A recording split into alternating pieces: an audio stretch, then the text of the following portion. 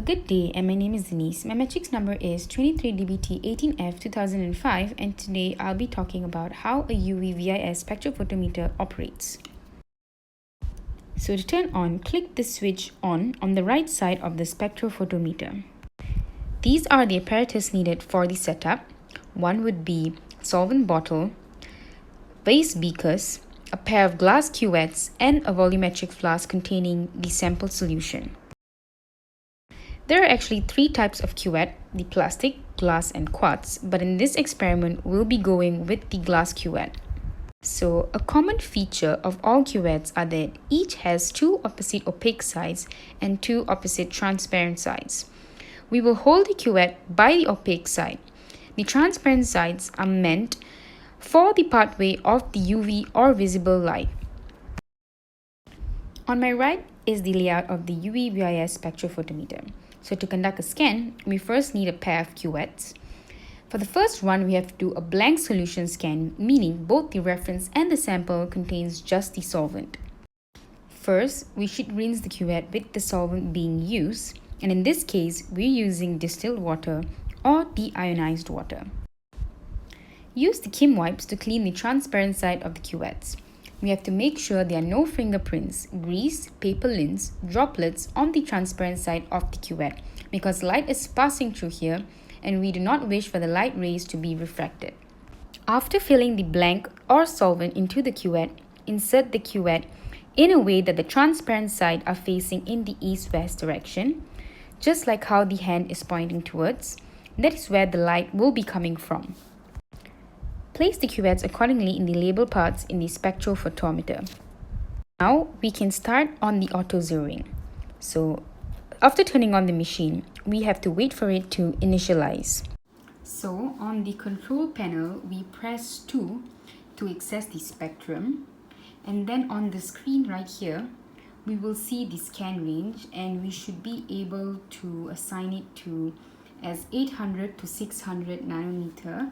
So we just have to click 800 and then enter to 600 and then enter. Next, we just straight away go to the auto zero button and we click on it, and then it will start its auto zeroing. We will know it's done when the spectrophotometer will beep a sound. After the auto zeroing is done, we can take out the sample cuvette. We take out the cuvette from the part that is labeled as the sample. We discard the solution and now we're ready to run our sample solution. So we have to always remember that the cuvette contains some solvent. So we have to rinse with the sample solution that we're about to use a few times to ensure that the solution we are measuring does not get diluted, which will then affect our results. Rinsing of the sample solution in the cuvette should be done 2 to 3 times. Now, we can fill the cuvette with 4/5 height of the solution. Next, use the Kim wipes to clean the transparent side. After that's done, we place the cuvette in the sample holder and close the lid. Then, we will press the start button and slowly we will start to notice that in the screen how a graph is forming. And the line will actually trace from the range we have previously set, which is from 800 nanometers to 600 nanometers. And then we just wait for the graph to form. And when it stops, there will be a beep sound. And this shows that we have managed to obtain a peak. So we will be seeing it right on the screen. And then to zoom, we have to press F1. And then F3 to auto scale it, and when you auto scale it, we will then notice how the spectrum will actually start to look fuller, because when we obtain a peak, normally the peak will just be from this level going up to this level. So after managing to zoom it, we will be able to get a higher graph and it will look fuller.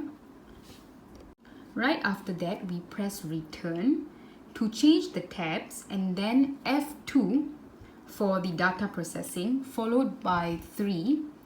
And we will now be able to see the maximum absorption wavelength of the compound. Moving on to the last question, which is how to measure the sample.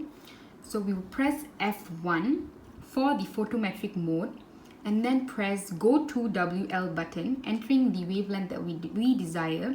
So the wavelength we desire is the 600 nanometers, so we will put in 600 and then we go to enter and start. So it will start to measure the sample, and after you will get the readings on the top. And then just change the sample cuvette with different concentrations and we will start to get the absorbance. So that is all from me today. Thank you.